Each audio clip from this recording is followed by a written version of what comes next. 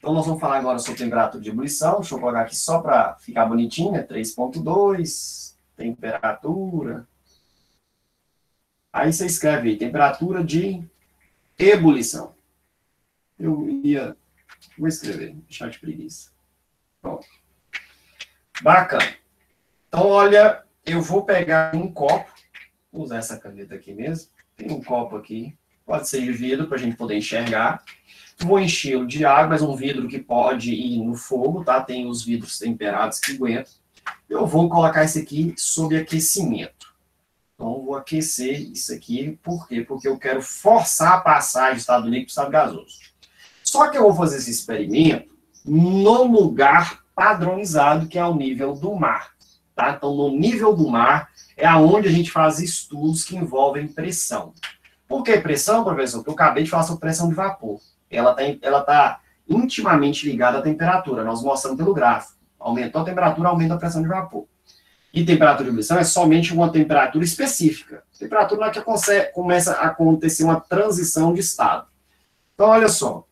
No nível do mar, nós temos uma pressão atmosférica, tá? Deixa eu contar a historinha rápida. Eu estou tentando aqui explicar tudo, mas toma tempo. Por que existe pressão atmosférica? Da onde ela vem? Não sei se você percebeu, você está enfiado, mergulhado, num mar de moléculas gasosas, ou de substâncias gasosas, melhor dizendo. Quais substâncias são essas? Nitrogênio gasoso e oxigênio gasoso. É os principais. Os dois dão 99% do ar atmosférico. Então, a gente está mergulhado no ar atmosférico. Então, em cima da minha cabeça, está cheio de molécula. Está cheio. Então, tem muita matéria em cima de mim, e muita mesmo, porque a atmosfera ela é bem grande. Tá? Então, eu posso subir 10, 15 mil pés aí de altura para cima, que tem muita coisa em cima de mim. E essa matéria, essa massa gasosa em cima da gente, ela tem um peso, né? Peso é uma força. Então, essa força em cima da gente, sobre a área, exerce, então, uma pressão. Em cada contato ali, ela oferece uma pressão em cima da gente. Então, isso é a pressão atmosférica, tá? Essa pressão, ela é vertical e para baixo, por quê? Porque a gravidade da Terra, que é a massa, atrai outras massas. Essa força de atração entre as massas, ela já foi descrita, se eu não me engano, eu não vou falar bobagem, não sei se é por Johann Kepler. Quem é da física aí me lembra, aí que eu tenho um tempo que eu estudei. Mas acho que seja ele mesmo. É mais ou menos assim, ó. A gente discute muito cátion e ânion. Um cara positivo e um cara negativo. Um atrai o outro. O que explica isso? A atração eletrostática. Cargas opostas puxam uma a outra. A massa também. Uma massa puxa a outra, só que é uma força bem menor. Para a gente visualizar a massa puxando outra massa, a gente tem que ter um objeto muito grande. Então, esse objeto tem que ser tamanho de planetas, para a gente poder perceber isso. Então, o planeta Terra tem uma massa grande. Então, ele exerce atração sobre tudo que tem massa. Ele puxa para si. Então, é como se a gente estivesse sendo atraído para o centro da Terra, né? Então, por isso que a gente fica pregado no chão. Então, essa massa, ela é forçada em cima da gente por causa da gravidade, né? Que é a força de atração gravitacional. Bacana. Então, vamos desenhar aqui, ó. A gente vai colocar aqui essa pressão atmosférica, eu vou colocar como seta vermelha. Então, pressão atmosférica.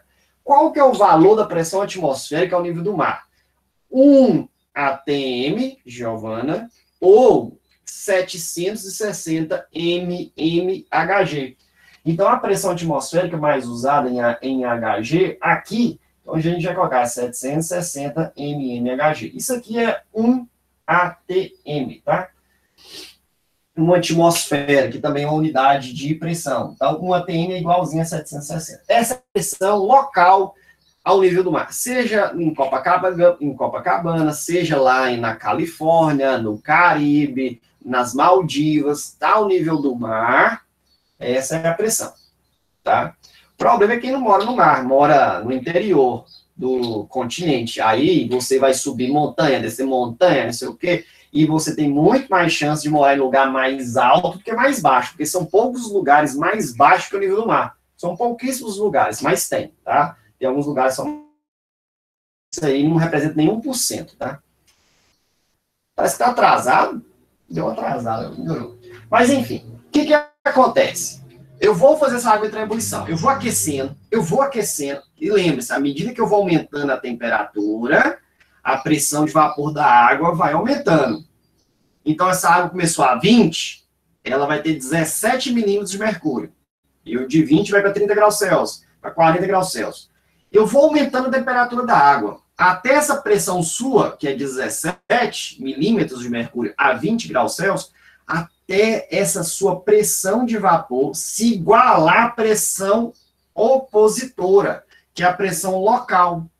E aí, quando a pressão de vapor da água for igual a 760 milímetros de mercúrio, né, o que vai acontecer? A água vai entrar em ebulição. Então, quando uma for igualzinha à outra, a água e qualquer líquido vai entrar em ebulição. Tá? Então, eles entram em ebulição. Então, vamos lá. Quando é que o líquido entra em ebulição? Quando a sua pressão de vapor se iguala à pressão opositora, que quando a gente está com o recipiente aberto, essa pressão é a pressão atmosférica. Então, quando a pressão de vapor se iguala à pressão atmosférica, tá? Igualou, entra em ebulição. Aí eu te pergunto, qual é a temperatura que a água vai ter quando igualar? Ou seja, chegar a 760. Quando você olha no termômetro, tá? Ele vai ter exatamente 100 graus Celsius. Então, com 100 graus Celsius, a água vai ter uma pressão de vapor 760, que iguala a pressão opositora, e aí começa o quê? A ebulir, a ferver, a gente chama. Começa a surgir vapor de água no meio do líquido. E esse vapor, ele surge lá e vai subindo, né? Para a superfície. E aí, o que você enxerga o líquido? Ele começa a borbulhar, a ferver, ter essa turbulência. É por isso. Então, aí vai para você. Qual é a diferença entre evaporação e ebulição, microscopicamente falando? A evaporação é a passagem das moléculas de água, evaporação da água, né? A passagem das moléculas da superfície do líquido para o estado de vapor. E a ebulição é a passagem de qualquer região aqui ó, do líquido para o estado de vapor. Então, a passagem para o estado de vapor na evaporação é só na superfície do líquido. E na ebulição, em todo o líquido. Em toda a extensão, lá no fundo, do lado, em cima, em todo o líquido começa a acontecer essa passagem de estado físico de líquido para gasoso, tá?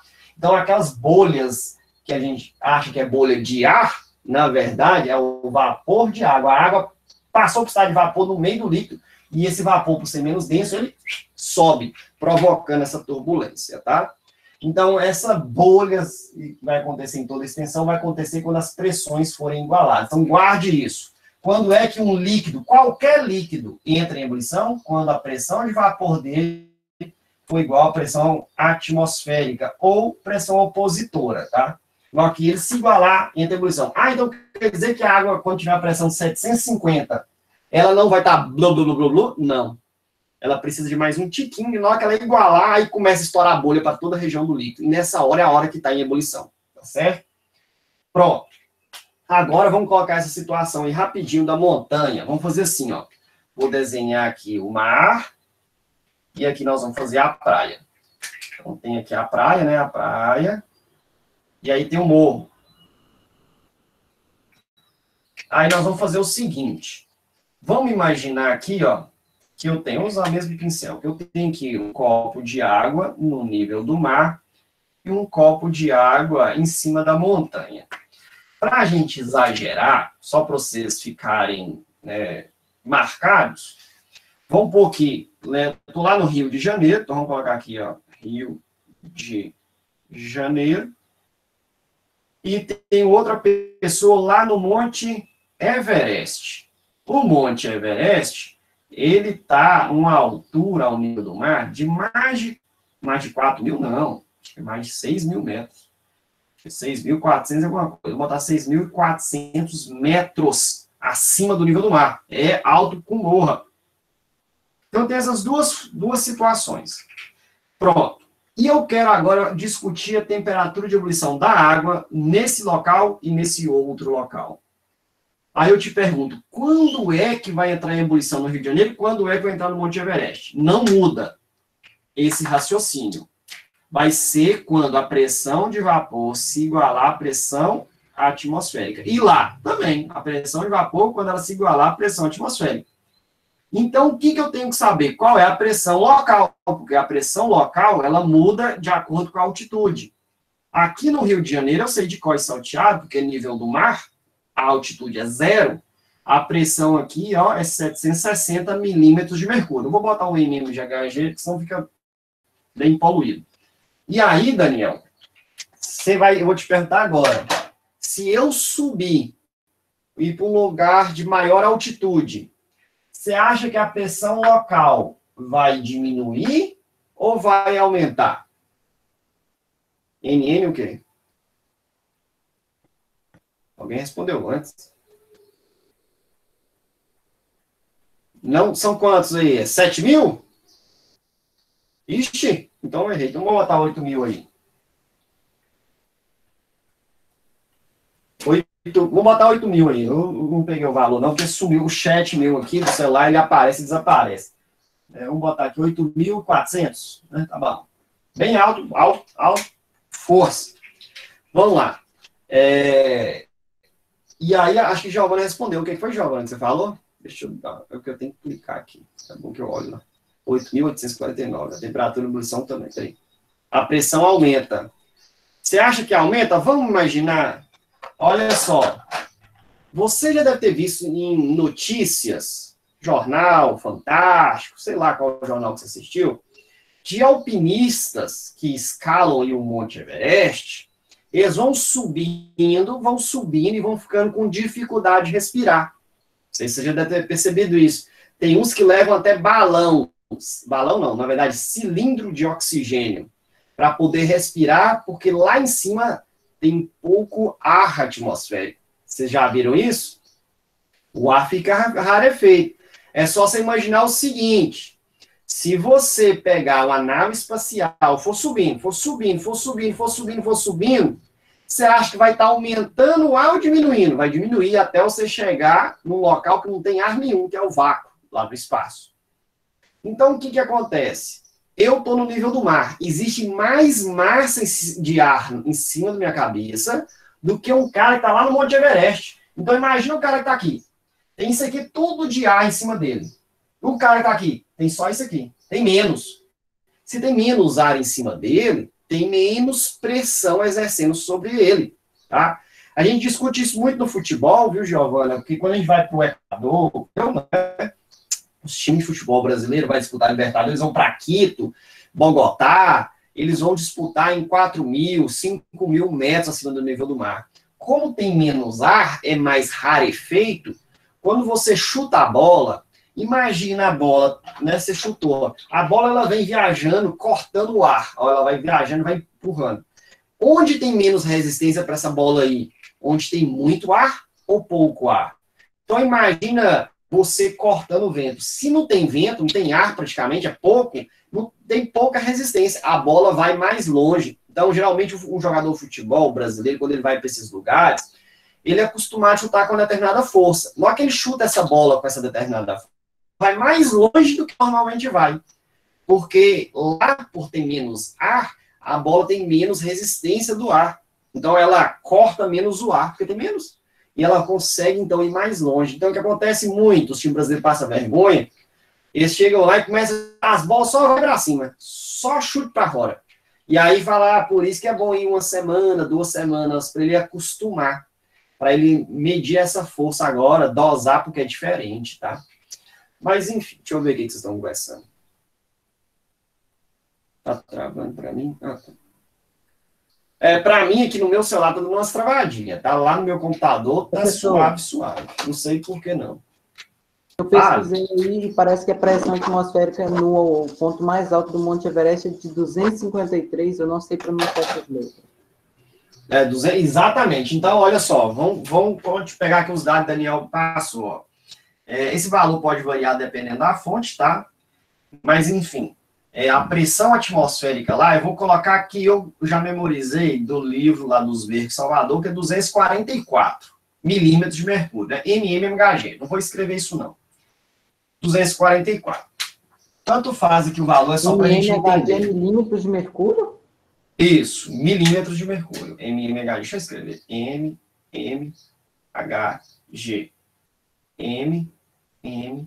Hg é o símbolo do mercúrio, tá? É porque o mercúrio, em latim, ele chama hidrargyrium. Tem o H, que ele começa, e tem um G no meio. Por isso que é Hg, tá? Então, Hg é o símbolo do elemento mercúrio. M é de metro. E o M na frente é de milímetro, tá? É milímetros de mercúrio. É uma unidade de pressão. Pronto, agora é o seguinte. A água, a 20 graus Celsius, ela tem 17 de pressão. 17. E essa água a 20 também vai ter 17. Só que eu vou aquecer elas.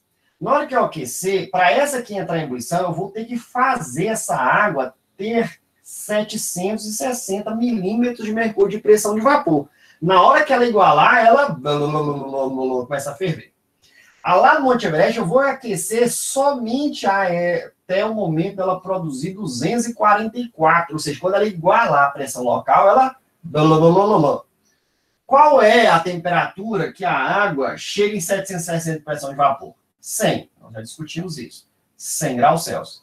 E quando é que a água atinge 244 milímetros de mercúrio de pressão de vapor?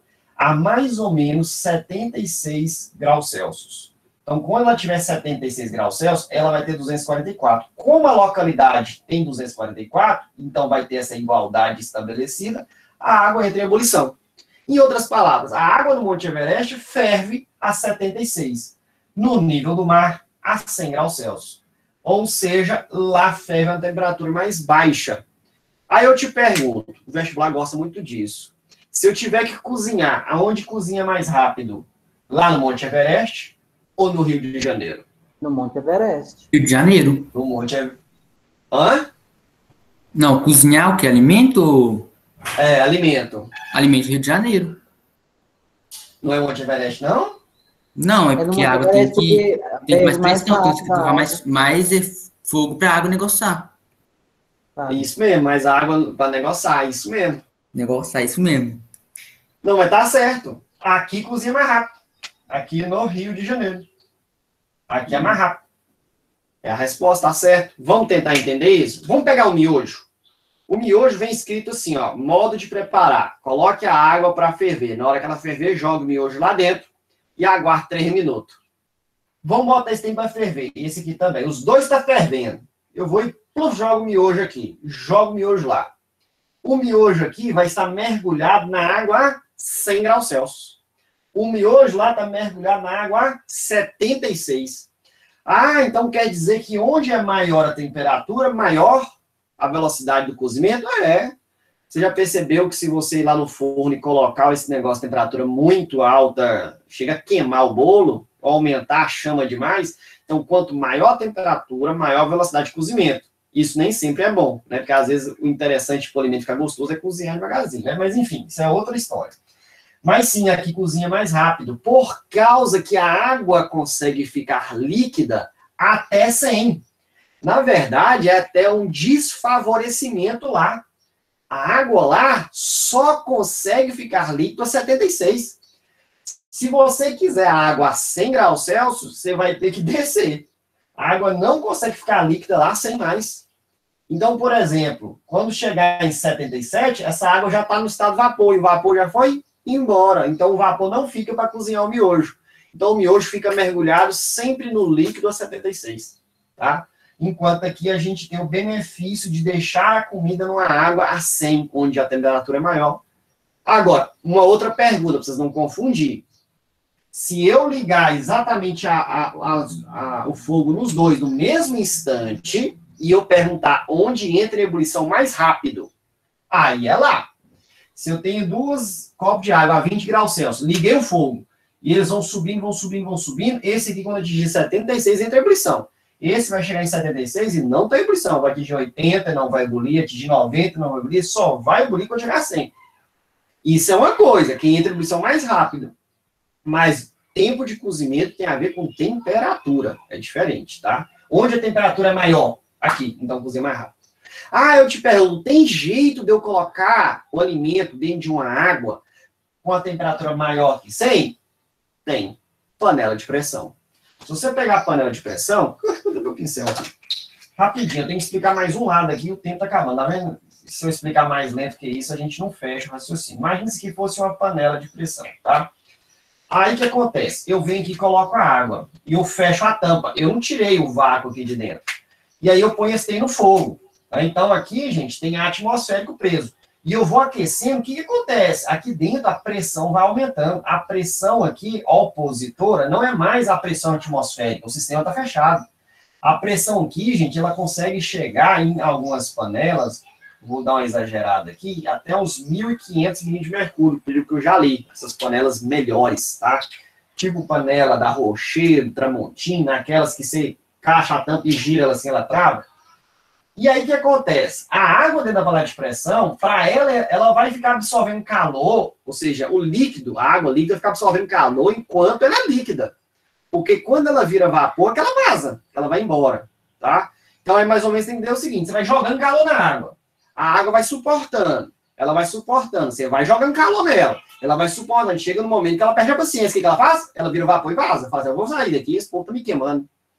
Só que qual que é o problema? A água dentro da panela de pressão, para ela ir embora agora, ela vai ter que ter uma pressão de vapor de 1.500 e não mais de 760, que é o nível do mar.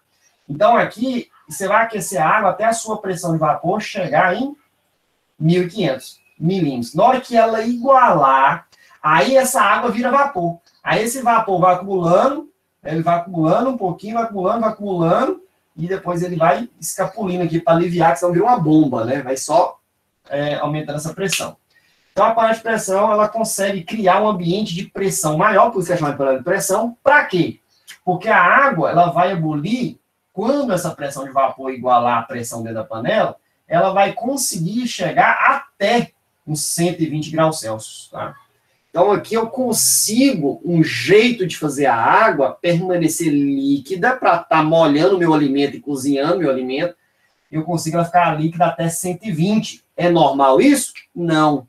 Eu consigo fazer isso artificialmente, usando o recurso de uma panela de pressão. Então, no final, a panela de pressão, ela é para criar uma temperatura interna maior do que uma panela aberta. A panela aberta, que não é de pressão, ela vai conseguir manter a água líquida no máximo até 100. Se você estiver no nível do mar, aqui em Paracatu, com certeza uns 97, 98. Tá? Que ela ferve. Então, aqui em Paracatu, chegou em 98 graus Celsius, a água pica a mula. Ela vira vapor e vaza. Aí eu ponho, aprisiono esse vapor na panela de pressão, a pressão lá dentro vai aumentando com a temperatura, a pressão lá é 1.500. Então, aqui a água, se ela quiser escapulir, ela vai ter que ter raça. Ela vai ter que produzir uma pressão de 1.500 também. Na hora que ela igualar, ela começa a escapulir. E quando ela chegar em 1.500, a temperatura dela é 120. E aí eu cozinho muito mais rápido o feijão a 120 do que o feijão a 100. Então, panela aberta, 100. Panela de pressão, 120. Onde eu cozinho mais rápido? Panela de pressão. Então, na verdade, você tem panela de pressão em casa por causa de quê? Porque você gosta de perigo. Não, porque você quer economizar gás. Porque você consegue fazer a panela ficar 120, o feijão cozinha em meia hora. Aqui o feijão cozinha em 2 horas. Então, você economiza aí 1h30 de gás. Imagine isso ao longo do tempo. Quanto é de gás você economizou? Por isso que é econômico ter uma panela de pressão em casa. Bacana? Agora, só pegando aqui o gancho, tá? 2 líquidos diferentes. Só para a gente fechar aqui o raciocínio. Ó. Vou pegar aqui a água e a acetona. Então, vamos botar aqui a água, só para a gente fechar o nosso raciocínio. E aqui eu vou colocar acetona.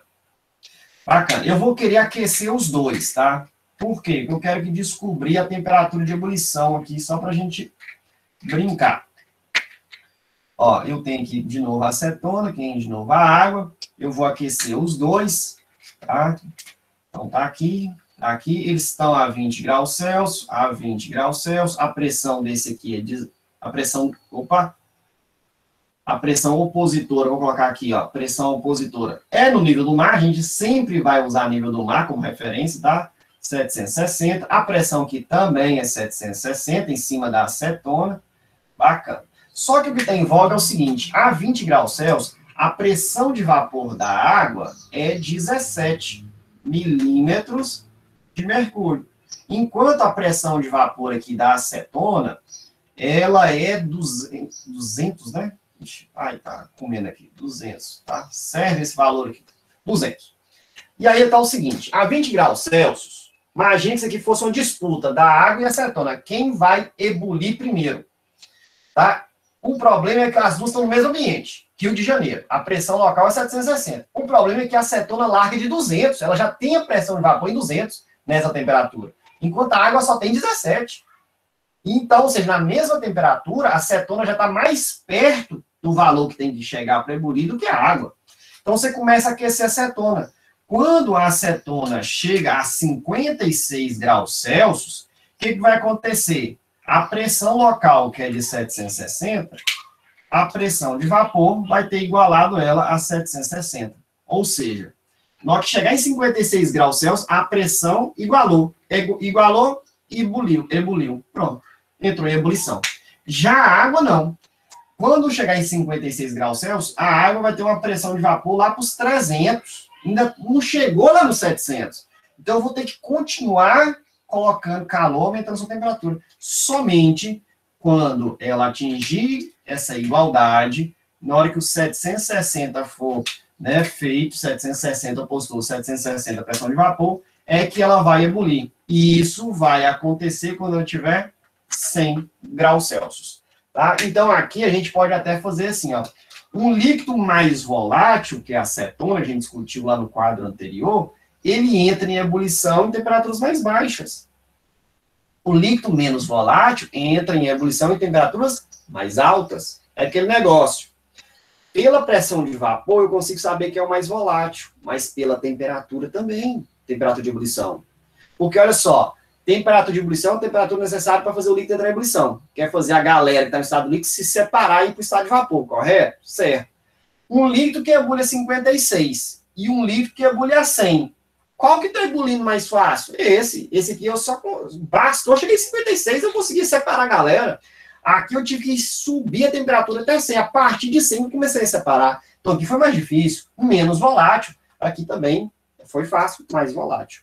Bacana? Beleza? De boa? Suave na nave? Perguntas? Menos volátil é menos perigoso? Olha, o problema é o seguinte, ô Daniel.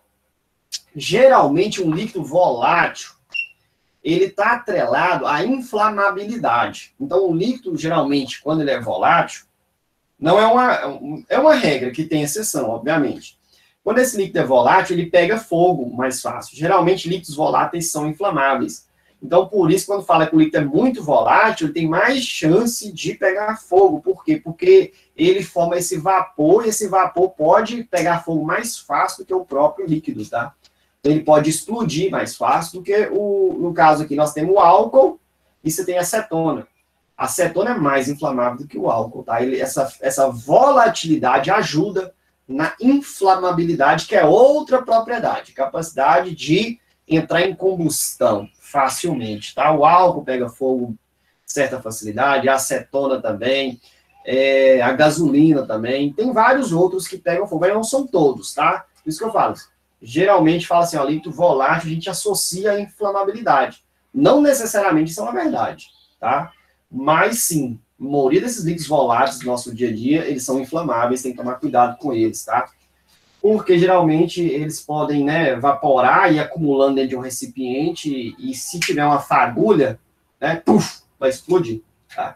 Então vamos pensar assim, né, vamos supor que você largou um álcool, exagerar, né? Vamos supor que você largou uns frascos de álcool aberto, esse álcool foi evaporando e acumulando dentro de um quarto. Aí você vem e mexeu no interruptor. Na hora que você dá o toque no interruptor e dá uma faísquinha, aí tem puf, pega fogo nesse vapor que tá aí. Você fala assim, mas gente, por que explodiu? O álcool tava lá no recipiente? Tá, mas deixou ele aberto, o álcool saiu, ele foi pro ar. E aí ele ocupou aqui, e aí você deu o pontapé e ele pegou fogo. Tá? Então, assim, mais nesse sentido. Eu acho que eu estou exagerando, mas é mais ou menos nesse sentido. É igualzinho o gás, né? Quando o gás do botijão sai, ele ocupa a casa, quem pode explodir, tá?